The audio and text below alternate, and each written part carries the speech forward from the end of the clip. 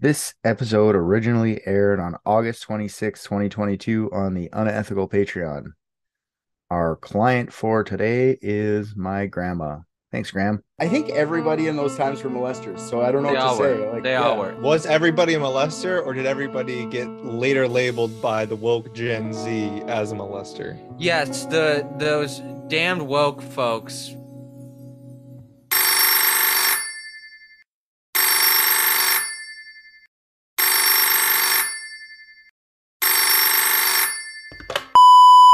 Thank you for calling Private Dick's Detective Agency. If you're calling to suggest a case for the Dicks to solve, leave a message after the tone. If Richard is your favorite Dick, you're dumb. He's dumb. If you think RJ is the best, you are smart. He is the funniest. If you think Rick is the best Dick, hang up the phone. If you want to tell us how amazing we all are, leave a message after the tone. So, basically, just leave a message after the tone. Well, Richard, actually, I think you're the funniest and the smartest and by far the best looking. But, I was wondering about this new question. Is Elvis alive? Did he fake his own death?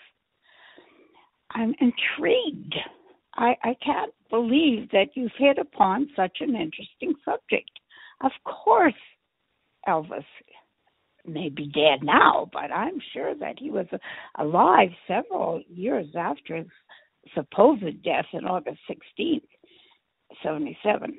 But I saw him. I personally saw him.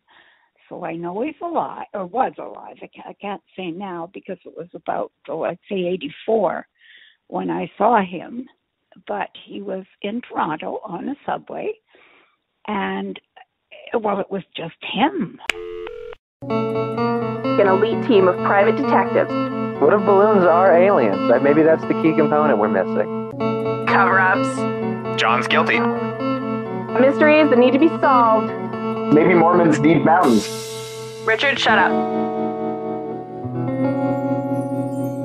Guys, my grandma called. My grandma wants us to solve a mystery for her. You think we could help my grandma out? Definitely. Definitely. That's very nice of you to jump all over Yes, that. what do we call her? Joan. Okay, all right. Or Grandma J. Or Cool. what does my nieces call them? Crazy Auntie Joan. Okay. She's 82 years old. Bless her heart. Well, she wants us to solve, did Elvis fake his death? Or did he actually die? Or did something even more nefarious happen? Huh? Bum, bum, bum. So you didn't even finish it? I waited for you to finish it. No, because so laid back. I stopped halfway through because he also started doing it, and then You could have done it. Join in. Right. Don't have to be That's such right. a... No, it's fine. I'll save it for later. Okay. Reserve your strength. Seriously. Today we ask ourselves, did Elvis die in the toilet like we all know? You know that story? Died on the toilet? I thought he died in the bathtub. There you go. See, you don't even know that story. That's fine. It's just Elvis is so popular. He's been in such the pop culture for so long. It's just like, how long will Elvis last? And it's starting to fade away because you don't even know the toilet story. So this is cool. It is. It's starting to fade away. My grandma and stuff, when I was a kid, right into Elvis. Grandma, grandpa, everyone. So I heard a lot about Elvis. They had a lot of Elvis albums that they used to play. Yeah, but I definitely should not be used as like the control group. Like, RJ, do you know about this dying on the toilet thing? Oh, yeah. That's what they always say about Elvis, that he was a pill addict, extremely overweight, and then died while taking a crap. So that's definitely the story. Do you know about his jumpsuits? You guys know the look of Elvis, right? Sideburns, jumpsuits, rhinestones, karate. Did you know Elvis is a big karate guy? No, I did not. Okay, we'll get into that then too. Unbelievable fame. I don't think people get fame like that anymore. Can we think of anyone that even compares to Elvis fame nowadays? Like Harry Styles. Not today. I mean, today, no, but Michael Jackson easily. I would say Michael Jackson's the last person to be famous like that. It's tough. They don't come up like that. No, you're just no, because think of the people who were like such big fans of Elvis at the time. It was like younger women. Bro, I mean, Michael Jackson is a confirmed pedophile, and they still play his music at like children's events.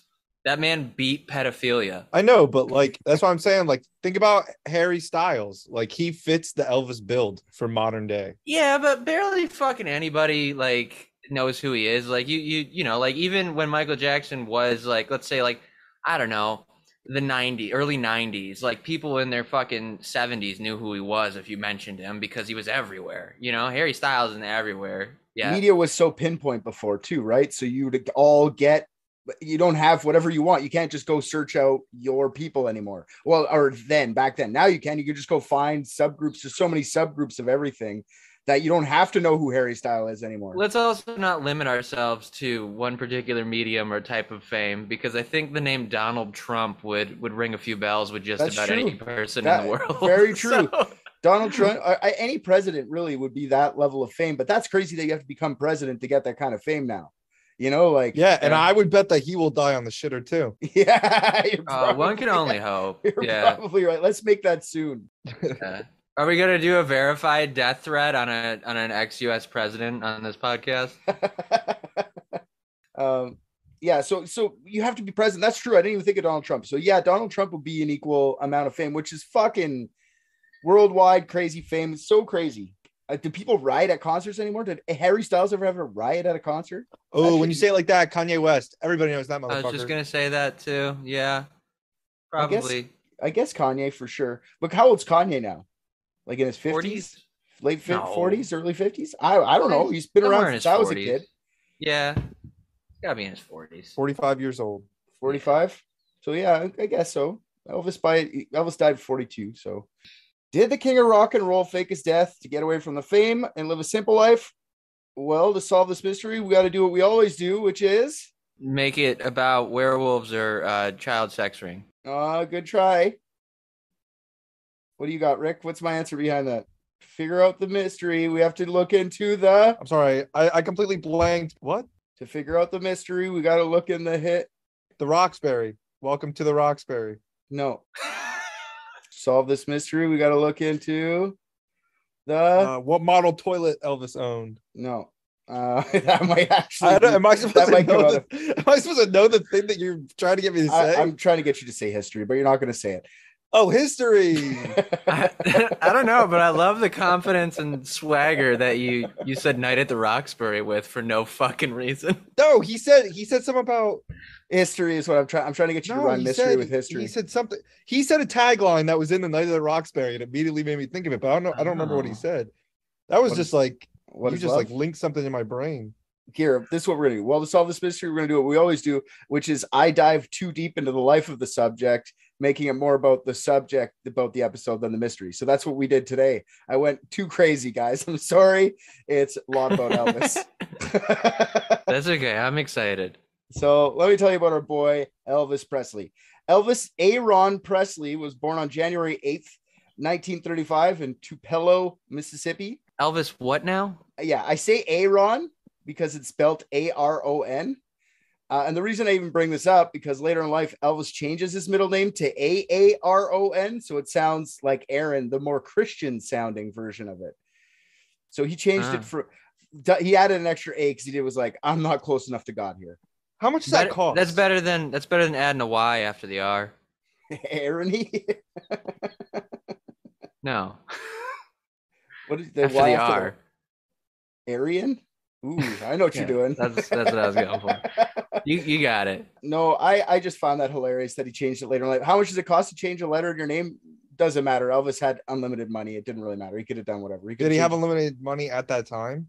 So he changed it after he was famous? Later in life, yeah, for sure. That's just that's red flag. Somebody's got to check on that man. See, well, did he fake his death? See, look, clue number one. If I had a friend who was like, oh, I'm gonna just add an extra A to my middle name, that would be like that. You got to have an intervention. It's because of Jesus, though. He wanted to be closer to God. That feels like bullshit. Did we ignore your grandma's phone call? No, she already called. She talked. She left a message. I'll call her back after. Gotcha. All right. I mean, I'm not dying to talk to your grandma. Not that I'm sure she's a lovely woman. I'm not trying to strong arm you into it. That's all. He was the younger twin, born 35 minutes after his older brother, Jesse Garin Presley. That's right. Elvis's middle name was Aaron, and his brother's middle name was Garin. So what do you think a Garian is? Somebody who's like thinks all Garys are superior to anyone with any other name? Yes. Sorry, I couldn't not make that connection. Unfortunately, Jesse was a stillborn, so I'm guessing Elvis killed him in the womb. Baby Elvis, like, we're not going to go through life as Aaron and Garin, and just like chokes him out with the fucking umbilical cord. We won't be made fun of. I'm Elvis. Honestly, when I was reading about this Garin Aaron thing, I think Garin was seriously to rhyme with Elvis's middle name as some like weird hillbilly tribute to their stillborn son. I'm not even joking. I got Elvis, Aaron, and Jesse Garin. Jesse Garin's up in heaven. Fucking weird. You think the better tribute would just be to name the remaining one the one you wanted to name? Like if that one died, you're like, shit, I like that name. Just name the other one. Or just make him Elvis Jesse Presley. Right. So he can be like he was named after. Also, they could just lie later in life at any point in time and be like, this is what we named the one that died. You know, though, we're also talking about people who probably couldn't read, so we can... No, I think Jesse Garin could probably read. Better than his parents. Could you imagine, though? That's another thing I was thinking about. Can you imagine if Jesse did survive? If we had Presley twins? Like, those guys would have been fucking menaces. All those hip gyrations and rubber legs. Ugh. Maybe Jesse would have held him back. Maybe it was like a butterfly effect thing. Yeah, exactly. And the extended ending of butterfly effect. Yeah, he kept him back in like 50 timelines before that, so he finally took him out. Fuck you, Garin. Elvis's mother, Gladys Presley, gives birth at home in their 2-room house that her husband Vernon and his brother built themselves. The house had no electricity or plumbing. I can't even fucking imagine having to give birth or watching birth in your house that has zero plumbing, you know? Yeah. Gladys and Vernon had no other kids, leaving Elvis an only child. Elvis had a very tight-knit family, extended family, everything, like all his aunts, uncles, parents, grandparents, cousins, they all lived in Tupelo. Gladys, Vernon, and the rest of the family were very poor, but they all just kind of shared and helped out each other wherever they could, and they got by pretty all right for what they had, which was not much. In the 1940s, nearly half of all houses lacked hot piped water, a bathtub or a shower, or a flushable toilet. Yeah, I can't imagine. That's not even 100 years ago. So far, Elvis has yet to stand out, except for his brother died when he was born. Yeah, but if they didn't have a flushable toilet, what did they do with Jesse? How'd they get rid of him? They had dogs. I'm just kidding. Oh, okay, cool. Yeah. Yep. Yeah, they go nuts for those. They're poor and hungry. They shared with the family. Baby back roast. You asked the question. I love the answer. His parents look like they would have eaten his brother. Holy for fuck. Sure. His mom's a pretty big girl. No, I didn't mean by that. They look like they're dead inside. I mean, they probably are now, but... Well, they have some dead inside of them. So quick to fat shame Richard. He was talking about their lifeless eyes. Yeah, I'm fat, so I don't care. They look like they're dead. This looks like their death picture. They look like fucking serial killers there. They look like Bonnie and Clyde. Oh, damn. Yeah, holy shit. That man is missing a whole upper lip. They really look like Bonnie and Clyde. She looks like she still has the blood of her newborn baby in her mouth. Fuck. Take that picture and put it to the side for me for after, because I'll post it when I post the episode. All right. Just so people can know which one we're doing. There were a lot of shaky times with being really poor like that. In 1938, when Elvis was 2 or 3, Vernon and Gladys lose the house. Actually, Vernon had been caught altering a check written by his landowner and sometimes employer, Orville Bean. Orville was meant to buy a hog from Vernon, Gladys's brother Travis Smith, and their friend Lether Gable. All 3 men owned 1 pig, which I find fun. Orville gave them a check for less than the agreed upon amount, an ample sum of $4, which I looked that up. That's $82.92 in 2022 money, and I also looked it up how much a pig costs now, and you can get a low cost pig for like $50 now. So really? Yeah, that's the low end, just like pig. You can get them up to about $250 a pig too, like the nice pig. What models of pig are out there? There's like eating pigs, like the big hogs you eat. There's milking pigs for pig milk. There's what? Pig milk. There's breeder pigs. There's just different kinds of pigs. Okay, but the low cost ones are $50. What I was just thinking, like that might have been a fair price for a hog Vernon and would sell but how do I know? I don't really know. But I know him and his friends, Vernon and his friends, altered the check to say it was worth much more. Not confirmed, but I've seen Vernon and company change the amount of the check to $18 from $4. I've also seen they change the amount to somewhere all the way up to $40. $40 seems more likely to me because it was a $4 check and you just got to put a zero. I don't know how $18 gets into that. Like how you just change the 4 to an 8 and put a 1 in front of it. That seems a lot harder than just making it $40.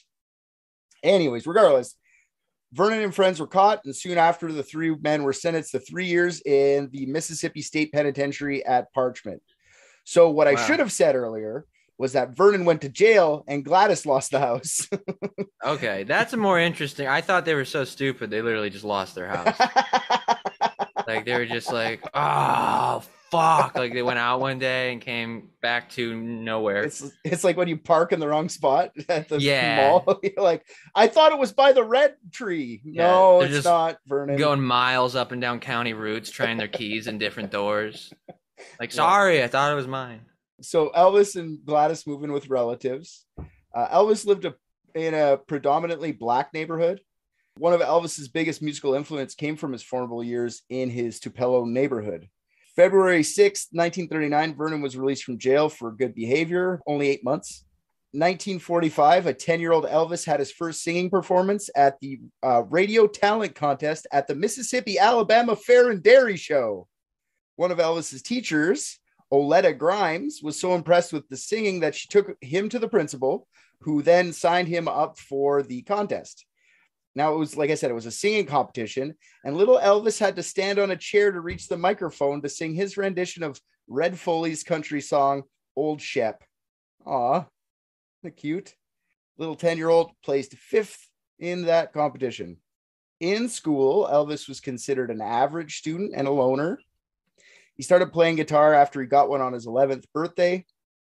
Vernon Porsley, get it, couldn't afford a rifle or a bike. Those are the two things that Elvis wanted. But he could afford the $12.95 guitar. So he convinced Elvis to get the guitar instead. That's $150-ish now money. So that's a lot for if you're poor, that's a lot. Yeah. Elvis took the guitar, learning basic chords from a couple of uncles and their new youth pastor, Frank Smith, at his church, the Assembly of God Church. Yep, this is where the molestation starts. Knew it. Youth pastor. It was him and his family have been going there for years. It was a black church, a gospel church. The gospel music from the going to church as a boy was another one of his big musical influences. Later on, he wins 3 Grammys in his life, all for gospel songs, like all Christian songs. That's the only Grammys he ever won. So gospel still kept it up as he got older. Elvis, I just want to point this out. Elvis wasn't like really that good at guitar ever. Never got super good. Like he did know like 3 chords and like could play music to a point, but he's not like Axl Rose or something crazy like that, right? He was just a rhythm guitar guy. And like by the end of his career, his guitar was more of like a prop that he had on around his neck than anything else. He barely even played it, but he played it enough to get famous with it. Don't get me wrong. Like he was a musician. It's just, he wasn't crazy with it. I just want people to understand that. You heard it here, folks. In this episode of Private Dicks, Richard thinks he's better at guitar than Elvis. I can't even play guitar. I'm just reading about his guitar skills weren't that, never wrote shit. He copied shit. Anyways. From 1946, grade 6 and on, Elvis would bring his guitar to school as he went to a new school. Before this, Elvis didn't sing in front of people except for that once at that fair when he was really young. Elvis got obsessed with a guy named Mississippi Slim, and he was a hillbilly guitar player and singer who had a radio program in Tupelo. Elvis learned to sing and play like him, and Mississippi Slim is what Elvis would play at school every day at lunch. Elvis would be singing and playing for all who wanted to listen. Turns out no one wanted to listen. And Elvis got teased for being the trashy kid who played hillbilly music.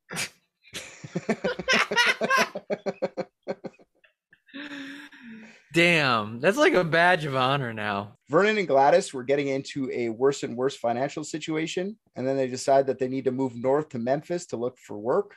Before they leave on November 6, 1948, Elvis pulls out his guitar on his last day of his old school and plays and sings Leaf on a Tree for his Milan junior high class as a farewell. He got lots of applauses, and then he realized, fuck, I probably should have played some more stuff earlier. I would have been popular. And he never really got any. He just left as everyone adored him, like taken out of the school. Elvis was enrolled after that at L.C. Humes High School. This was a new school, and Elvis went back to being a loner of sorts. Nobody at his new school knew about his musical abilities. He decided he's leaving the guitar at home this time. I don't really want to be called the hillbilly guy. In fact, famously in high school, Elvis got a C in music class. And this is when he got pissed about that. So he wanted to prove to his teacher he didn't deserve a C. So he actually brought his guitar to school that day and played a song in music class. All that got Elvis was a matching C to go with his original C, and bullied for being a mama's boy. The music teacher made fun of him and didn't like his music style. Told him right in front of class. It wasn't all that bad, though. Memphis is a big city. It had a big music scene. The Presley apartment was downtown, so Elvis had access to many venues around the city to go watch national acts. Elvis also had a group of other kids around his age that all played music together.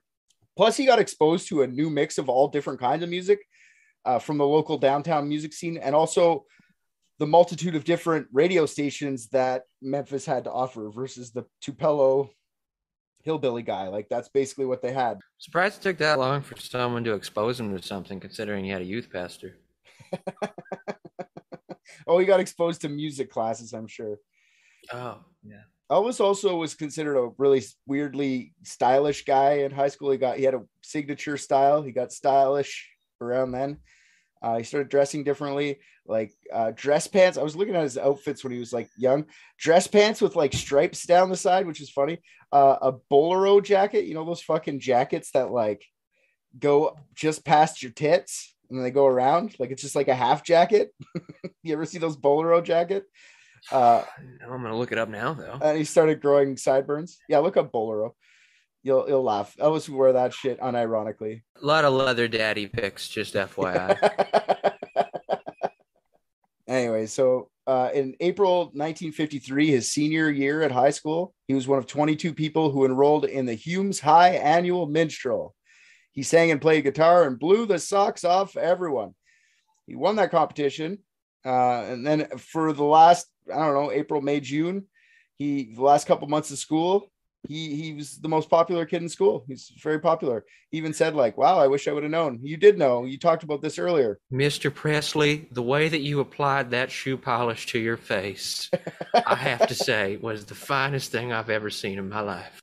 June 1953, Elvis graduates Humes High School with his sights on becoming a musician. In the meantime, Elvis had to get some day jobs. All throughout high school, actually, Elvis had a bunch of different jobs. And he just continued that past high school. He had all sorts of jobs. Like, he was a truck driver. He worked in a machinist shop. He was an usher at the Toes State Theater, a bunch of different things. Nothing really stuck. He wanted to just play music. So a couple months after school was over on August 2nd, the 18-year-old Elvis went to Sun Records to record himself. At the offices of Sun Records, for $3.98, you could record and press a two-sided record of your own to bring home. Elvis later in his life said that he recorded that record as a present for his mother and to hear how he sounded on acetate or on vinyl or whatever. It wasn't vinyl back then, it was acetate. Historians actually dispute this, though, because half the price, like for like $2 up the street, you could record yourself and get a record the same way. But at Sun Records, he was going there to get discovered. He wanted to get discovered, so he paid double the price. That's what historians say. Elvis says opposite, so I'm not really sure what to say on that. He recorded his rendition of My Happiness, and That's When Your Heartache Begins. And I'm not gonna lie, I put this music on. I was, because they still exist, these recordings, and I played them. And Elvis walked into a record studio and did that. That's pretty crazy. This is when I started to like Elvis. I don't like his music per se, but I understand why he became huge for what he was. Like, for at 18, that's crazy. I'm gonna be honest, I still do not understand why he became so famous. Okay, well, this whole episode's for is perfect. You're going to get educated. He made children horny. On a side note, yeah, he did actually make children horny. On a side note, quick side note, I write these original drafts for these episodes chronologically So I don't want to continue. I don't want to start here and say like I really like Elvis all the way through. I'm just saying I liked Elvis here. Okay. I just want you guys all to understand. Noted. Sam Phillips, the boss of Sun Records, is the one who records Elvis that day. Afterwards, Phillips tells his assistant, Marion Keisker, something that made her write down in her notes, quote, good ballad singer, hold. No record deal that day, just a nice present for his mom. So Elvis went back to working his various jobs for a couple of months. I think at this point he's a truck driver. And then in January, so about 6 months after he's done school, 1954, Elvis brings another $3.98 and gets another album pressed. Still nothing happens, but Sam Phillips is there and he's taking more notice of this singer. During this time, Sam Phillips was looking for a white guy that could take quote unquote black music and make it popular for a white audience. Here's a Sam Phillips quote. If I could get a white man who had the Negro sound and the Negro feel, I could make $1 billion. Did he make $1 billion? In equivalent, guaranteed. I hate that he was right about that. Guaranteed. They're still making money off of Elvis. So I do think there's a racial element to this, but I also think Sam Phillips was a businessman. He had been trying to sell blues and rock music, rock and roll already to a white audience, but it just wasn't working out. So I think Sam Williams wasn't racist completely, just greedy and realistic of the market. You know what I mean? Does that make sense? Everyone else was so racist that he wasn't going to fucking be able to sell it. So he needed a white guy to make money. You excusing racism? Yes, that makes complete sense. I'm not excusing racism. By a show of hands, who thought Richard would try to make this okay? Yep. Yeah, that's what I thought. I got more to it. Oh, I'm sure. He just wanted to manipulate the racists into listening to quote unquote black music without the racist guy feeling guilty for liking music that came from a black man. And I'm sure he donated all of his proceeds to the NAACP. Oh, that's why you like it now, because you don't feel guilty anymore. I didn't do anything. Never felt guilty. He was giving black people, he was paying them an exposure. No. See, this is like the Power Rangers. I went into this being like super racist, but there's super lots of people that say if it wasn't for Elvis. Wait, did you say you went into this being super racist? I also heard that. Thinking this is going to be super racist. You skipped the word thinking. You said that you went into this super racist. Okay, whatever. That's what I meant for sure. Let's just move on then. That's not what I meant. I'm listening. You're good. You're good. No, you guys are like taking what I'm saying and manipulating it to make me sound racist instead of actually having a conversation. Man, we're not actually having a conversation. That's not a conversation. I'll tell you what, I'm doing that, but I'm not breaking a sweat doing it.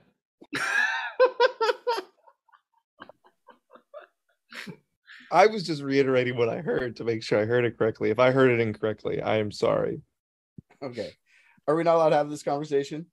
This is a real conversation. Am I not allowed to have this conversation? The only play. Well, I'm just saying, because this I legitimately came into this going like Elvis is super racist, stealing black people's music. But in reality, what a lot of people, not me, fucking black people, Chuck D, like specifically goes, if they didn't have Elvis, then no one would have heard this music ever.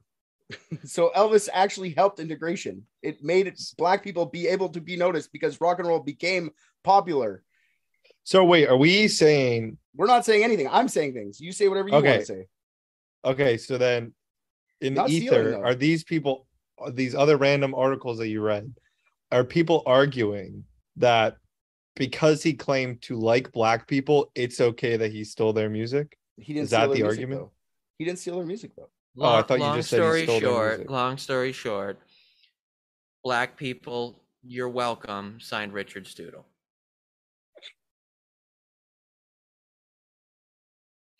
What? This is what I mean. This isn't a conversation. You're just changing it to that racist. This is like a useless conversation now. It's not. I understand what you're saying. Do I think it's heavily problematic? And am I cool with it?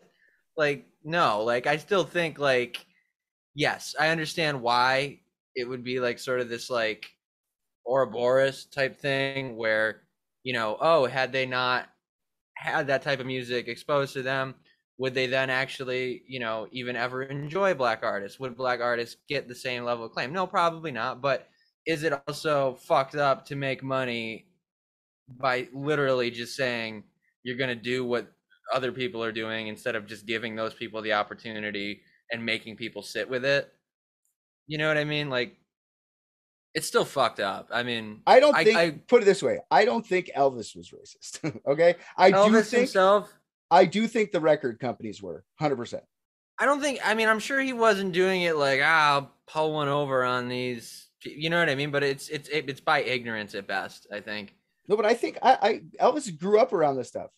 But Elvis, listen, he was just emulating what he heard. It's not like everyone was copying everyone's music. It's not like people were just taking right. But like, if I were to just full on start talking in AAV, like, then yeah, I'm just doing what I'm hearing. Do you know what I mean? Like, it's still fucked up, to appropriate culture. It doesn't. I'm not saying that Elvis was evil, but he was ignorant still. But I'm also hearing your opinion. I'm not totally deaf to it. It's not my opinion. I'm telling you, I'm just reading out what I like. I don't even know what to think. That's what I'm saying. Like, I'm in the middle on the whole thing because. Well, I'm sorry. The framework before, I wasn't. I'm not trying to fuck with you now. That you went into it thinking Elvis was a vehement racist and are coming out of it, less thinking that. I think the record companies are the racist ones. Were they trying to be racist though? I think they were just trying to make a shit ton of money, but it was super racist what they did. You know what I mean? Like, I don't think people were like, I don't think the KKK owned Sun Records. You know what I mean? Like, no, of course not. But it's systemic still. So like, what you have is Elvis, who's you want to call him a cog in the machine. He's a pretty big fucking cog. He's still the one who profited and became famous off of it. You know what I mean? When rightfully speaking, if it wasn't for the fact that people had a problem with just seeing black people, that should have been a black person. Of course. You know what I mean? Yeah, of course. And that's what I'm trying to say. That's what's hard about the whole thing, is because it was a different fucking time that people, I'm not excusing the time. I'm just saying, like, I don't think anybody would have. Like, I don't think anybody could have boiled to the top as a black person like that, like Elvis. Of course not, because I think that's still a willful choice. I don't think that just happens unless people are like, hard no, and then the people in power are also like, also hard no. I mean, you tell me Sam Phillips couldn't just been like, no, you'll take this and you'll like it. And maybe they don't, but you could still keep trying that rather than being like, hey, we'll just settle on doing it, but with a white guy, because that's more palatable. For sure. For sure. And that's what I'm saying. The record companies, Elvis grew up around black people. That's the thing. Like, I never knew all this stuff. I thought he was just taking black people music and just being like, it's mine now. And the record companies went, that's gold, Jerry. Then no, they brought him music and went, you do this better than the other guy. And he went, okay. So that's what I'm saying is I'll grant him, guilty by ignorance. Yeah, sure. I'll keep moving on here. Sam Phillips is like, if I could find a white guy idea. He didn't really think of who he could do that with until January 5th, 1954. And then he thought of Elvis. He went, oh yeah, that Elvis kid. This is $1 billion right there. So his assistant, Marion, calls Elvis to the studio to perform a Jimmy Sweeney song to see if Elvis could do it justice. And this is my script. Do we know who Jimmy Sweeney is? Of course not. He's a black musician from the 50s. My high school gym teacher, actually. Deadass. That's his name. Not even joking. Jimmy Sweeney. That's hilarious. Wow. Jim Sweeney. Yeah. Way to dox your gym teacher. Yeah, that's all right. He was a douche. Apparently, the conversation when Marion called Elvis went a little like this. We need you to record a song. How quickly can you get here? Marion asks. And Elvis famously replies, I was there before she hung up the phone. So he was just waiting for his chance. And then according to Phillips, Elvis couldn't do the Sweeney song justice, but he was still convinced Elvis had some sort of something going on in there. So he convinced Elvis to stick around for a little bit and sing all the songs you know. Sing whatever you got. Phillips was hyper impressed by Elvis. So impressed that Elvis set up a recording session with 2 studio musicians, guitarist Winfield Scotty Moore and upright bass player Bill Black. and in with Elvis to record some songs a couple days later. That recording session went into the night, and much to Sam Phillips' chagrin, nothing was really clicking.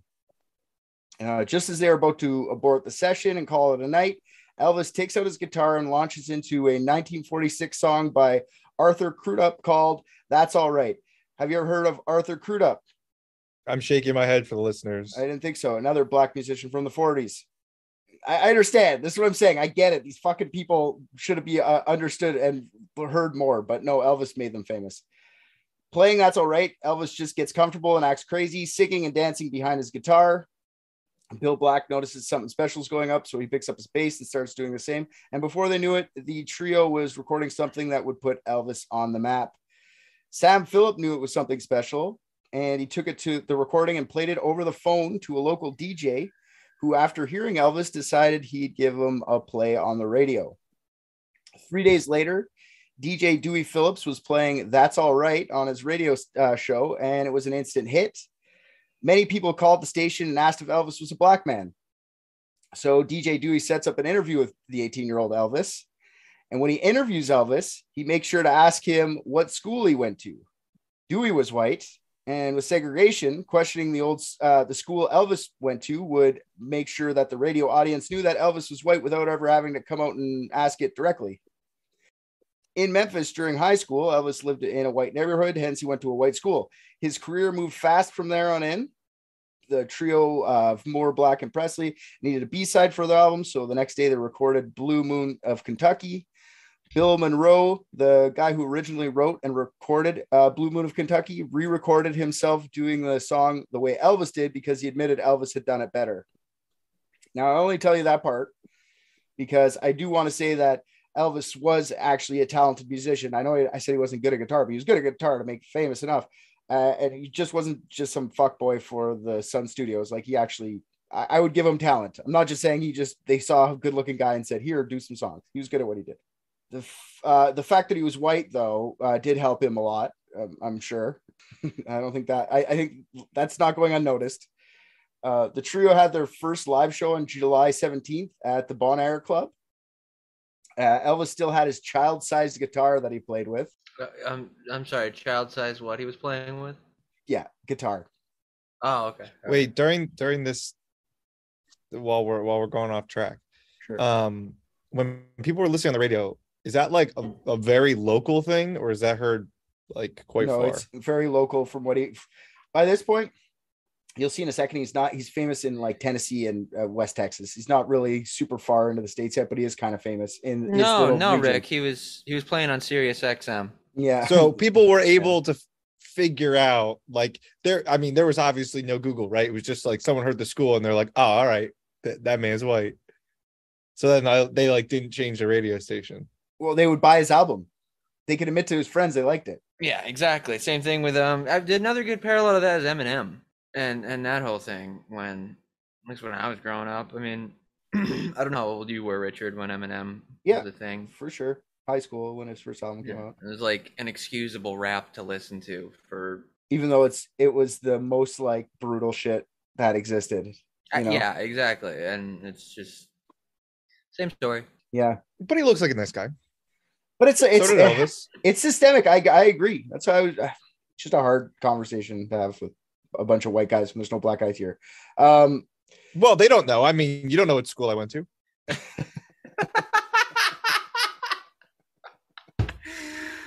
Damn, that was very good. Some people are only listening to us. I just want to clarify. Yeah, that's true. Yeah. All right. By the end of the month, Elvis, Moore, and Black were opening for Slim Whitman. Do you guys know who Slim Whitman is? No.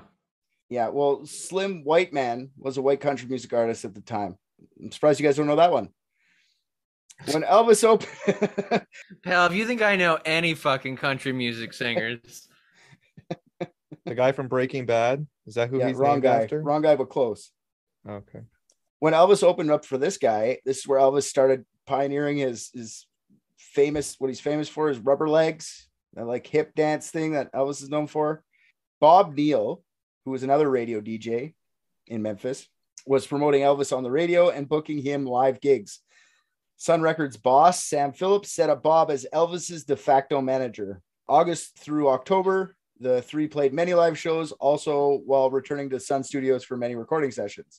They're very busy.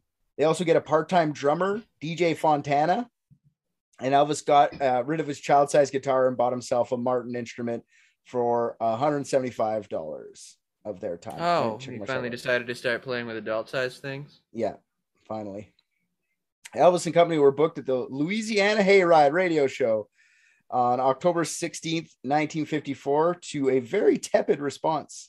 In its heyday, Hayride was a pretty big deal to be a part of. Tepid response or not, Elvis was signed on to a 1-year contract at Hayride for future appearances. DJ Fontana was Hayride's house drummer, and he added a new element to Elvis. The old gyrate your hips while the drummer bangs out a beat routine. You know, that whole, you ever see that in pop culture where like a drummer hits the beat and like, ooh, bamp, and then they like move? Yeah, Elvis started doing that. Sexy. 1955. On January 1st, radio DJ and show promoter Bob Neal was officially hired as Elvis's manager. March 3rd, 55, Elvis made his first television appearance on the television version of the Louisiana Hayride. With all the touring and live performances, his songs playing on radio, Elvis was already a regional star from Tennessee to West Texas. Side note, after his final appearance on Hayride in 1956, MC Horace Logan announced to his audience the famous phrase, "Elvis has left the building." I'm sure you guys have heard that before. That was from Hayride. Around the time of the Tennessee to West Texas fame is when Bob Neal introduces Elvis to Colonel Tom Parker. The Colonel was considered the best promoter in the music business. Colonel Parker was given his title honorarily by a country music star turned Louisiana governor, Jimmy Davis. So I didn't know you could just do that. I didn't know if you were a governor, you could just be like, "You're a colonel now." that's what happened. Can you still do that? I don't know. I don't know, but that's how he got his colonelism, his colonelist. Colonel American Knight. Yeah, exactly. The Colonel Parker was already promoting country music star Eddie Arnold, so he decided to take Elvis and book the up-and-coming King of Rock and Roll to open for his current star. In August 1955, Elvis re-signed his contract with Bob Neal as his manager, but he also appointed Colonel Parker as his special advisor. I don't know, man. That sounds weird to me. It's like having a life coach. Because his fame was growing so quickly, believe it or not, Elvis had a hard time getting his music on the radio stations. Not because they weren't popular, just because people didn't know what Elvis was doing. He played in so many different genres. Like some of the songs sounded too R&B and jazzy, so they couldn't be played on the country stations. The R&B stations wouldn't play him because he sounded too much like a hillbilly. The hillbilly thing came back. Around this time is when DJ Fontana leaves Hayride permanently to join the trio as a full band member and tour extensively. On November 10th, 1955, Presley was voted the year's most promising male artist at the Country Music Disc Jockey Convention. I love these old ass conventions. Like, there's so much shit like that just went away. You know, they probably all smelled like absolute farm animal shit, like just like pig shit and hay. Like, oh, for sure. Anything with country in the name, like, there's no way it's not just built out of hay bales and shit. I bet the CMT movie award, or whatever the fuck they are country music awards, I bet those still smell like pig shit. They probably like spritz it in artificially just to like give you the vibe. It's got like a candle, the pig shit candle. Yeah, exactly. You got to respect culture. Yeah, it smells like fucking Budweiser and pig shit. Home. But after Elvis's win at the Country Music Disc Jockey Convention, several record companies were courting Elvis. 3 major labels offered Elvis $25,000 to sign with their labels. That's $272,000 in change in purchasing power today. Elvis didn't take any of those. He held back because Colonel told him to. And on November 21st, 1955, Colonel Parker and Sam Phillips helped Elvis get signed with RCA Records for a record-breaking $40,000. That is $435 and change $1,000 today. Sun Records actually got $35,000 of that, and Elvis got $5,000. So, good job. That's what I mean. They made $1 billion off of Elvis, no problem. Elvis was at this time 20 years old and still a minor, so he had to get his dad, Vernon, to come and sign a record contract for him. Isn't that funny that he was still a minor and couldn't do certain things? Let's talk about Elvis in a bit. Couldn't do things as a minor, but boy, howdy, what he did to minors. By December, RCA was already promoting their new young artist. And by the end of December, they already reissued 5 of Elvis's son recordings onto their label's recordings. Elvis didn't even have a chance to hit the studio, and he was already getting backing from the studios. In 1956, on January 10th, just 2 years after recording his first acetate with Sam Phillips at Sun Records, Elvis, Moore, Black, and a whole slew of other people, including a new guitarist, 3 backup singers, all entered RCA studios to cut an album. What they came out with was Heartbreak Hotel, which was released as a single on January 27th. That's just over 2 weeks later. This is Elvis's first #1 hit. By April, it had hit #1 on the pop charts, and #1 on the country charts, #5 on the R&B charts. Elvis is growing huge quickly at this point. His popularity. This is starting to get countrywide now. And Bob Neal didn't really like the how everything was playing out. He was still a DJ, and he had a record store, and he didn't really like the lifestyle. So he decided not to renew his contract as Elvis's manager. But guess who stepped up to the plate right away? The Colonel. I'll take that over. No problem. Soon after, on March 23rd, Elvis's self-titled album is released, just called Elvis. It ends up being released, and it's his first #1 album. This album had the song Blue Suede Shoes on it, which was his big hit at the time. Elvis has his first national television appearance on Stage Show, which was a weekly variety show hosted by Tommy and Jimmy Dorsey. So that's really his first national. People all like to claim it, but it's not. It's Tommy and Jimmy. They did it first. Not long after, on April 3rd, Elvis does the Milton Berle show where he performs Blue Suede Shoes. Milton kept calling him the wrong name, and I'm going to show you this video. I don't know if I should show you this video because it does have music on it, but I feel like Elvis is probably in public domain by now. I don't know. Thank you, ladies and gentlemen. And now I got a little surprise for you. Here for his very first public appearance, I'd like you to meet my twin brother, Melvin Presley. Melvin? Merle! It's fucking awkward. This is funny. Yeah, it would have been hilarious if he didn't actually have a twin brother that died. Yeah, that's true.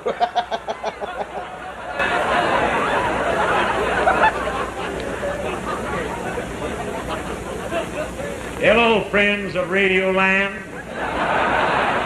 Radio Land. Radio Land, this is television. Melvin? Milton or Melvin? Melvin. Must have another brother, too. Television? What the heck is that? Well, it's a little box. Yeah. It's got a window in it. Yeah? Millions of people out there. And they're looking in a little window. Yeah?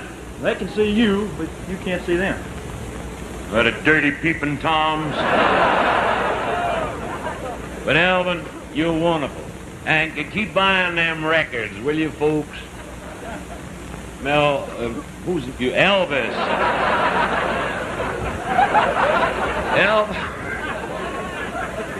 Hot dog. Elvis needs the money. Well, I'll tell you, you're mighty proud to be here on this ship here, the Ocean Coke. And I want you to know the Ocean Coke. Ocean Coke? Ocean Coke. That's what it says on the side of the boat. USSHANCOCK. Ocean Coke.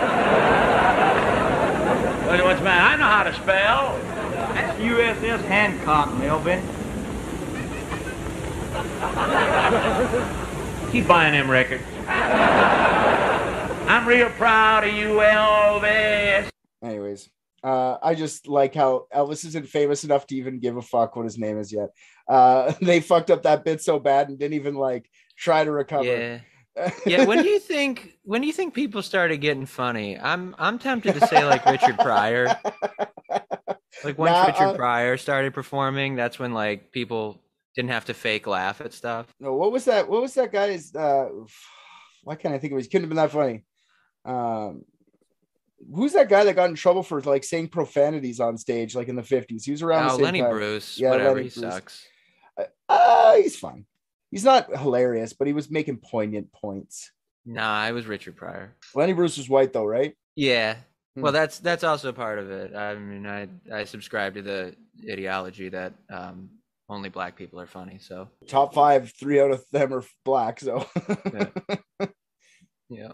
Anyways, I find that hilarious. But Elvis is growing so fast. Like, it's only been 2 years.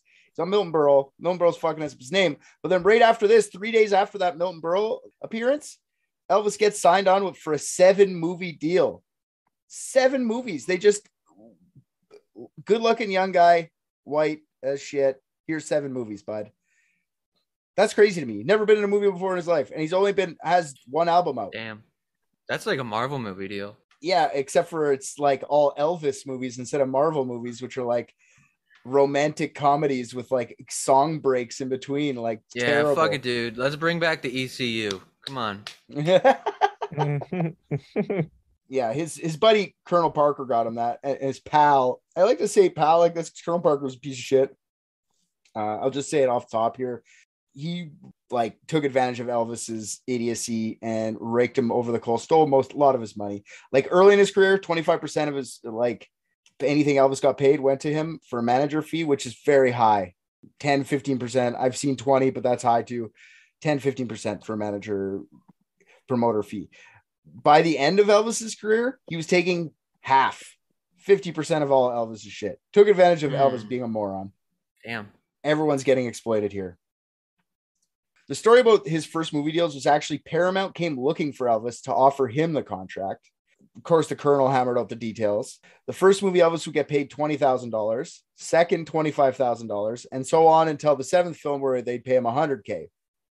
And this was just the start of a long movie career for Elvis that spanned 33 movies, 32 which he was top billing. I'm not going to mention all the movies throughout this thing. I'm just going to mention a few here and there, but just remember 32 starring roles once he was billed second on the bill. So basically star of 33 movies, and they all fucking sold. Huge movie star. He wasn't yet, but he will be very soon. So Elvis and gang were playing more shows than ever and bigger audiences. They were booked at the Sands Casino in Las Vegas from April 23rd to May 6th that year. As the special guest, though. So Elvis didn't even have a name on the billing. And then the shows fucking bombed. They did not do well. But while in Las Vegas, Elvis went out to see other acts performing in town. All right. And then in Vegas, this is where Elvis first heard the song Hound Dog. He saw Freddie Bell and the Bell Boys play the song, and he loved it so much that he almost instantly picked up his guitar, practiced till he knew all the guitar lyrics. Don't worry. The white Freddie Ball and the Bell Boys were already stole it from a black person, so Elvis was stealing it from a white person this time. Cool. He was liberating it. Yeah. He didn't want to steal it. He had to. Yeah, a woman no less, a black woman no less. So Big Mama Thornton actually wrote Hound Dog. It was a hit the year before. A month after hearing the Bell Boys do the song, Elvis was doing it as a closer at all of his shows. On June 5th, 1956, Elvis does the Milton Berle show again, and this time he performs Hound Dog. Berle backstage tells Elvis, just leave your guitar backstage and go, quote, let them see you. So Elvis did just that. His hip gyrations pissed off so many people that it made national headlines. The New York Times and the New York Daily News both wrote articles slamming him and his sensuous dance moves, calling him vulgar and obscene. He even got the nickname Elvis the Pelvis, which he hated, and he had it for a long time in his life. I think it's very good. Elvis the Pelvis is funny. Yeah, hell yeah, because it's a music thing fell off, and then porn, was invented, whatever. He could just fucking slide right into that with his juicy hips. Yeah, Magic Mike would be named Elvis the Pelvis. After Elvis's second performance on the Milton Berle, Ed Sullivan saw the show. The Ed Sullivan Show was the highest rated variety show on television at the time. And Ed Sullivan saw him on Milton Berle, and he went on his show and he said, I will never put Elvis on my show, calling him unfit for family viewing. So he's telling people he's basically pornographic for shaking his hips. The 50s. It's so funny what these people pick and choose too, because then they'll do that shit where they sexualize children. And I know I always bring everything to this, but that is an old gag, oh, you meeting any ladies out there, and they're talking to a 5-year-old boy and shit. but then like get upset with a grown man swaying his hips. No, I know. It's they just pick and choose. It's so crazy that was like, that's the thing you guys are worried about. Man, I like, while I want a cure for cancer, there's just too many people out there that deserve it. I want to be able to direct cancer. How's that? Yeah, that would be sick. Yeah, so that made national headlines. Elvis was shit. Elvis was like scared he's going to lose his career after all this. So on July 1st, 1956, Elvis goes on the Steve Allen Show, where Allen and Elvis make fun of the whole scandal by getting Elvis to come on the show in a tuxedo. And then he sings Hound Dog without the hip gyrations to a basset hound wearing a top hat. Not even joking. Do you want to see that video? I could show you. I would love to see a basset hound in a top hat. I mean, that alone's worth a looky-loo. God damn it. Here's a good picture of it. Can you see the little basset hound there? Oh, yeah. So they look, Elvis in a tux. With a fucking top hat? Oh, I would have been all in. What a beautiful That's fella. all it took. I actually don't give a shit about him, but the fact that this dog is wearing a top hat, I see why he blew up. It's Top over. 5 ways to cure racism. Elvis later calls this performance the most ridiculous thing he ever did in his career, but he did it because he didn't want people to hate him and he wanted to sell albums. I think it's because he didn't want to be called Elvis the Pelvis. That's just me. Yeah, so you took a horny as fuck song and then made it about an actual dog. As if it didn't just seem like you wanted to fuck the dog, man. Like, but it's a visual pun. It's too much. Okay, the next day, literally the next day, Elvis records Hound Dog. He hadn't had it recorded yet. And on July 13th, Hound Dog is released as a B-side of Don't Be Cruel. Hound Dog would be on the top of the charts for 11 weeks, a record that wouldn't be beaten for another 36 years. After Elvis's episode of Steve Allen beat the ratings of Ed Sullivan's show that night, Sullivan suddenly changed his mind as to what family-friendly viewing was. In fact, Elvis was paid $50,000 to appear on the Ed Sullivan Show 3 times, more money than any performer had ever been paid to be on that show. I would have waived my fee and told Ed Sullivan he has to suck my dick in the dressing room. but also go back out on camera with my cum dribbling out of the corner of his mouth. Do a cum walk. You have to cum walk back on the stage. Yeah. Hey, Ed, this is my dick. I call him family. I want you to get real friendly with him. So September 9th, 1956 was his first appearance on Ed Sullivan. 60 million viewers watched as Elvis did what Sullivan said he would never do, be a guest on Ed Sullivan. 60 million viewers at the time was 82.6% of the viewing audience. Funny part to me is Ed Sullivan didn't host that night. Actor Charles Lawton hosted as Ed was recovering from a car accident. Car accident, more like a sore throat. Yeah, exactly. Ed Sullivan did actually get in a pretty bad car accident. There's things that said he almost lost his head, like he was in a full-on head-on collision. So I looked it up. I was like, did he just make that up because he was pissed that this producers made him get Elvis on the show after saying that? But no, he actually was in hospital for a long time. Good. Funniest part about the whole thing is that even though Ed Sullivan said Elvis would never appear on his show, the Elvis episode was one of the most popular episodes of the entire series, and Ed Sullivan wasn't even on it. They did use creative camera work, though. I did find this funny. For his first 2 times on Ed Sullivan, what they would do is that every time his legs, he started like pelvising. Once he started pelvising, they would like pan slowly up to just his like waist to his head, but they still got the pelvising. Like they just tried to like slowly get out of it, but you still got it, assholes. Like you might as well just kept it there, you know? Yeah. This is a problem with conservatism on television though, especially in America, is it's always like proven hilariously fucking wrong. Like just a few decades later. Yeah. It's kind of like, you remember Sinead O'Connor when she did that thing where the Pope, yeah. Yeah, and then Joe Pesci went on record later saying he would have punched her in the fucking face because he hosted that night. Yeah. There's literally like a quote from him saying he would have committed violence against her for ripping up a picture of a guy that isn't even the fucking Pope anymore. Yeah, exactly. Like, people are so dumb. Yeah. Virtue signaling, man. Yeah, poor Sinead, she got fucking blackballed after that too. Oh, so. Railroaded. Yeah. I mean, absolutely. It's completely fucked up. Yeah, poor Sinead. Because really, like now, all the shit that we're hearing about this stuff has. Anyways, I feel bad for Sinead. That might be a good episode for Unethical one day. That would be good. That would be good. Elvis didn't do Hound Dog his first appearance on Ed Sullivan. He did Love Me Tender, which was the title of his first movie. After the show, Elvis was super famous. This is when his fame became huge, because you know why? How he got famous? You want to know? It's because everybody complained about Elvis, and Elvis did the shit anyway, and all the people loved it. It was just like the whole tell me I'm not allowed to, so now I will. So that's how he got super famous. Everyone's like, you're not allowed to like this guy. And then everyone, you can't not like Elvis. He's very charming. He really is. And then when you see him on a big famous show like that and he performs the way he does, it just, everything hit in line with Elvis perfectly, I think. I think that's how it happened, Rick. If you're asking how he got so huge, Ed Sullivan. Ed Sullivan saying, no, I'll never have him on. Where my brain went was, I was thinking, okay, he's America's resident bad boy, but did he get the current sitting president to move naval ships out to a random Japanese island for him? And if not, he was not as famous as Amelia You Earhart. don't even know. And that's kind of where I'm ranking him right now. Do you know anything about Elvis? I'm going to tell you right now, Elvis did talk to a president and he did get some shit asked and given to him. So we'll get there. Was it shipped? Because there's a level of like not even fame, just like pure fucking status. Like right now, Bezos could be like, yo, I need to take this bridge down for my yacht. And people would be like, okay, thank you for coming. Like, is he that level of fame?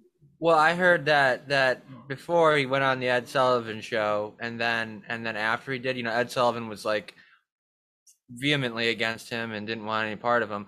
But Ed Sullivan went on record after sucking his dick is saying he cried tears of joy and asked to do it a second time, but Elvis was like, no, I got to go perform. And apparently his cum tasted like Cinnabon icing. Oh, I thought you were still talking about Bezos. That's straight from Ed Sullivan's mouth, the same mouth that sucked Elvis's dick. A lot of things come straight from his mouth. Mm-hmm. Yeah, so he's super famous now. Now his live shows, Elvis's live shows are getting outrageous, like super crazy. One of his 2 shows at the Mississippi Alabama Fair and Dairy Show, 50 National Guardsmen were to be added to the security force to make sure the crowd wouldn't get out of hand. So he's manipulating National Guard at this point. On October 28th, his second appearance on Ed Sullivan was much like the first one, except Ed was there. And this time he spoke with Elvis and he introduced Elvis. The camera crew, like I said, did control when and if they did see the Elvis's pelvis like they did last time. This appearance had much the same effect for Ed Sullivan and Elvis. High ratings for Ed Sullivan, and Elvis's popularity grew even further. Even though the world was in love with Elvis, there were also many that hated Elvis. After his second appearance on Ed Sullivan, crowds in Nashville and St. Louis burned him in effigy, meaning they made an Elvis doll and burned him in the streets. A couple weeks later, November 21st, Love Me Tender, Elvis's first movie, was released. The movie was lambasted by the critics, but was a huge blockbuster success. The movie was supposed to be originally named The Reno Brothers, but due to the popularity of Elvis and his recent hit, they changed it to Love Me Tender. All right. This gives you an idea of how famous he was. They would change the name of a movie that was already slated to come out to a song name of Elvis's because that would sell more copies. Do you know how hated this motherfucker must have been? Very, very, very. Oh, yeah. And loved at the same time. No, I'm talking about by like producers and shit. Oh, for sure. On December 4th, Elvis stops into Sun Studios to visit a few old colleagues. Jerry Lee Lewis, Carl Perkins, and Johnny Cash were all there, and they decided to have a little jam session. Elvis was buddies with Johnny Cash, just an FYI. They both respected and loved each other's music. At the end of 1956, RCA Records was the biggest record company in the world, and Elvis's single sales accounted for over 50% of their profits. Elvis is huge. If anybody listening to this wants to go look at Johnny Cash making fun of Elvis, there's a wicked video of Johnny Cash just fucking dancing like Elvis, making fun of Elvis's stage show. I don't know if I wrote it in the script or not. I forget. I don't think I did, but go look it up. It's very funny. Johnny Cash is like spot on. It's hilarious. It's like the first fucking music beef. It makes me laugh. I'm gonna take your claim of its hilarity and divide it by that Milton Berle video, and then come to my own conclusion on how funny it is. We're in 1957 now, you prick. On January 6th, Elvis had his third and final appearance on Ed Sullivan. Sullivan producers got around the whole gyrating Elvis the pelvis by only shooting him from the shoulders up the entire time that time. Of course, all that did was spur even more controversy, even though at the end of the show, Ed Sullivan calls Elvis a real decent, fine boy. So he had to eat his words and say he was a good guy on this last one, which I fucking love. It ain't all he had to eat, baby. 2 days after his last Ed Sullivan appearance, Elvis has notified the Memphis draft board that Elvis would probably be drafted that year. So during 1957, a couple things happened to Elvis, a new #1 movie and a #1 album for one. In March of that year, Elvis bought his 18-room mansion, which is named Graceland. So when you get a house that big, do you have to name it? Is that a thing? Is it like a ship? I didn't know that. It's named Graceland. Who names the house? Who doesn't name their house, dude? I mean, like, my house is nowhere near that big, so it doesn't get that big of a name, but I still love David all the same. Okay, that is now David being Smith. woven. That is being woven into the fucking storyline of the show. David will be the fourth character. Literally all four walls. You can break the fourth wall of David anytime. The mansion was for him and his parents to live in. He bought it for $102,500. That's over $1 million of today money, which isn't a crazy amount for a house, really. Today you can get a 2-bedroom bungalow in RJ's neighborhood for $1 million. I'm guaranteeing that. Oh no, you're vastly overestimating the neighborhood I live in. I'm just joking. Yeah. David doesn't have that expensive of friends. Elvis is only 22 at this point. I just want to give his age every once in a while, just so everyone understands. It's been literally 4 years since he recorded that first acetate. Graceland nowadays is a famous vacation spot for Elvis lovers out there, boasting 600,000 guests a year. This is the second most famous house in America, seconded only by the White House. In 1991, the Graceland Mansion was placed on the National Register of Historic Places. So Elvis is so famous, he made a house famous. Elvis also toured a bit through 1957. His audience were getting crazier and crazier. Just one example of the craziness. At a show in Vancouver, there was a riot afterwards. Frank Sinatra had to get his 2 cents in too, slamming Elvis and his new rock and roll music, calling it, quote, brutal, ugly, degenerate, and vicious. I don't know if this was before or after Elvis was supposedly banging Nancy, his daughter, but he was banging Nancy for sure at some point. Hell yeah. Wait, his daughter? Yeah. Jesus fuck. Yeah, Elvis 22. He's out there banging. You got that he meant Frank Sinatra's daughter, not his own daughter, right? Oh. Okay. Okay, much better. Thought you meant he had a kid. He started banging his own daughter, and I'm entirely confused at this point. I totally would have told you if he had a daughter by now. No, Frank Sinatra's daughter, Nancy. Got it. I thought we skipped ahead No. a couple years. I'm tracking now. On December 20th, 1957 is when Elvis finally gets his draft notice. But since he is Elvis and he's making a movie at the time, he doesn't have to go off to basic training for another 4 months. By early 1958, only 21 months into Elvis charting #1 with Heartbreak Hotel, so less than 2 years since he became like actually huge, Elvis is an international superstar with 10 #1 hits. On March 24th, 1958, Elvis was drafted as a private at Fort Chaffee in Arkansas to much fanfare. The people who organized this didn't really think about Elvis coming that day, so they didn't really lock it down. So lots of media got in there, and they were taking pictures of every step of the process. Elvis didn't want to be treated any differently from anyone else, saying to the media, "The Army can do anything it wants with me," which I was like, dude, don't say that. Don't say that. Yeah, for real. I will do everything I am mandated to do by the government for the Army. Don't say they can do whatever they want. Fucking Manchurian candidate. I won't even say that. Well, if you get drafted, you have no choice. What are you going to do? I don't know. Get kicked out. That's true. I'm not going to go either. I'd run to Canada. He definitely could have just said he was gay or something back then. For sure. Well, I don't know that would have helped him either. Yeah, that wouldn't have ruined his career at all. He would have been fine. I would have been like, hey, do you see my jumpsuits? You really want me in those barracks with those other guys? You don't want to ask or tell me what's up. He hasn't donned a suit yet. Those come in the 70s. You do not want my hips gyrating in front of your men. Trust me. Ask Ed Sullivan, motherfucker. Elvis was really actually worried at this time that his military service would ruin his career. And he wanted to get into the special services, which is the entertainment branch of the military. I didn't know they had that, but they do. But fake Colonel Parker talked him out of asking to be in the special services, said that people would respect him more if he actually served as a regular soldier. You got given your colonelship by a colonel would know. The colonel would know. You're a fucking asshole, Colonel. You know what I mean? If I'm Elvis, of course I'm going into special services. Why the fuck would I want to go to the front line? I could just go sing for everyone and keep my shit going. But no, he said go to the regular service like everybody else. Oh my God. Fuck you, Colonel. That's his buddy, Colonel. Yeah, it could have ruined his professional career. You just ask Pat Tillman. What does that mean? Oh, Pat Tillman was the NFL player that joined the military and then straight up fucking died. Oh, wow. That sucks. Did I laugh at that? Yeah, but you know his name, so. I do, and I mean, yeah. Yep. All right, so Elvis did his basic training at Fort Hood in Texas. His mother, Gladys, dies not long after on August 14th, 1958. Elvis's fame unfortunately sent Gladys down a downward spiral. While she was living at Graceland, she was made fun of by her neighbors for doing her laundry outside. She was also told by Elvis's management team to stop feeding her chickens out on the lawn. So she told a friend at some point, like, I wish we was poor again. I really do. She really liked the rich life. And apparently with all this excessive money, she also got into excessive drinking. And she was also taking diet pills. She was diagnosed with hepatitis, and Elvis was granted leave to go see her while in basic training. She died of heart failure 2 days after Elvis arrived on leave.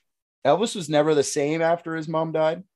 Elvis and his mom kind of had like a weird relationship. They were weird together.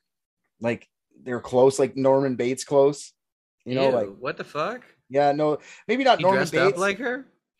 Not so much, but they would like speak to each other in like baby voices, like, oh, there's my mommy. How's it going, mommy? And you call her like pet names like Love and shit like that. Like, it's just weird. They were weird together. That is some weird shit. There's a lot of weird motherfuckers out there. That is, I will never understand this fucking world. I don't know. It would be pretty weird to fuck your mother.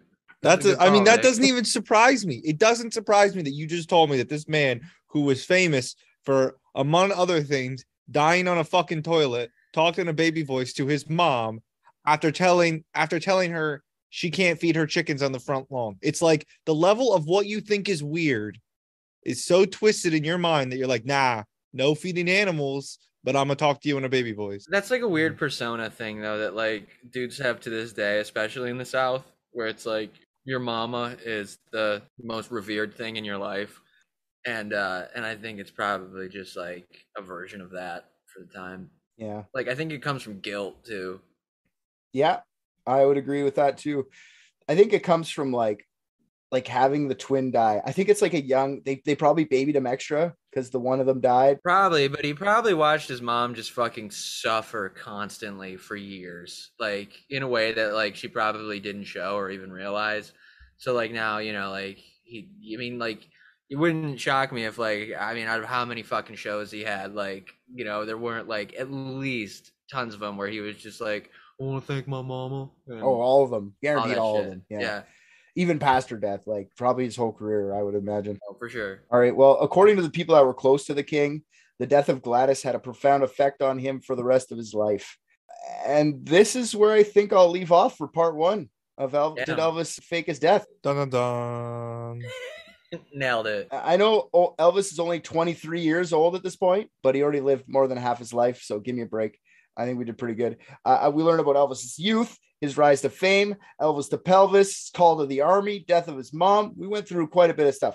Next week, we'll see Elvis get back from the army to an open-armed America, Elvis falling in love and becoming a father, and the eventual return to music from his big acting career in Hollywood. Does he become a father because he adopts his wife? He didn't want an old one to adopt. He wanted a young one. Then we'll also see Elvis spiral out of cultural relevance and more into cultural mockery. Elvis drug use amps up, which is eventually ends to his unfortunate death at a young age. Or did it? Did Elvis just have enough of seeing rhinestone jumpsuit wearing fans crawling through his Graceland windows and fake kill himself to get out of the limelight? We're going to have to find out next week. I'm sorry I had to do this to split in two. It's just too much. Elvis has too much. No, that's fine by me. We'll do a two-parter. We'll see how it works out in the end. What I do know, what I take away from this entire thing is right now, this is Elvis at his peak, and fame still doesn't even look fun. The people at the top are trashing him. He's good thing right now. He's still popular. He still has enough juice to like fight back, but we'll see how the later in life goes. I want to know if I was alive back then, if I would be looking at him in the same way I look at him now, where it's like, why the fuck do people like this guy? What is happening? Well, honestly, go listen to those recordings from when he was 18, the original Sun Studio recordings. And tell me you can't think, like, if you don't like the music, fine, but tell me you can't understand why that guy became famous just off that. He's 18 years old, straight out of high school. Think about that. No life experience. All he does is play guitar and sing. Just to give a little bit of context, because sometimes, like me personally, like I feel like people who died that long ago are like, it's like a completely different, I'm so like far removed from that history. But just to, I guess, throw context in there, Clint Eastwood is 5 years older than Elvis would be today. Yeah. So that's a good way to do it. Yeah. Pick someone that's still going. Elvis would be 86 or 84, something like that. 87. Right now? Well, I just want to throw out there, right. It's not that I don't like him because of the time period. I mean, oh no, my comment was unrelated. Sorry. First off, a big Clint Eastwood fan, and like I never knew Joan of Arc.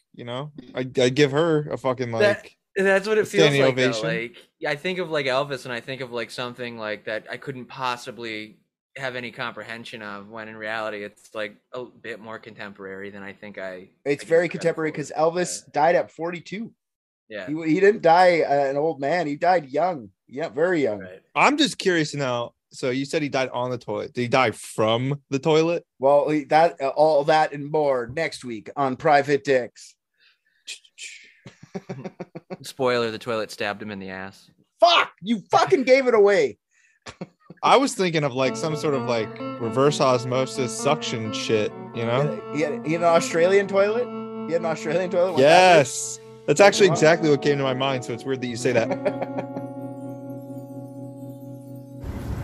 I just watched Private Dicks, and I think RJ's the funniest. What? Come on. Hey there, all you private dickheads. That's probably not the name we're going to stick with. Anyways, RJ here. I am here to tell you thank you for listening to another episode of Private Dicks. If you liked what you heard, go on Apple Podcasts, Spotify, anywhere they take your reviews, drop us 5 stars, say something nice. Also, what you just heard was from last season. If you want current episodes as they're dropped, head on over to patreon.com and search up Unethical Podcast. That's our mother podcast. I was not aware Private Dicks was a spinoff. I'm going to renegotiate my contract. On Patreon is a full 16-episode season, more of Private Dicks, uncut videos of each episode, and many more things are getting added all the time. You can also find all of Unethical's content on there, so go listen to that. And if you're already a patron, fuck yeah, dude. You're the best.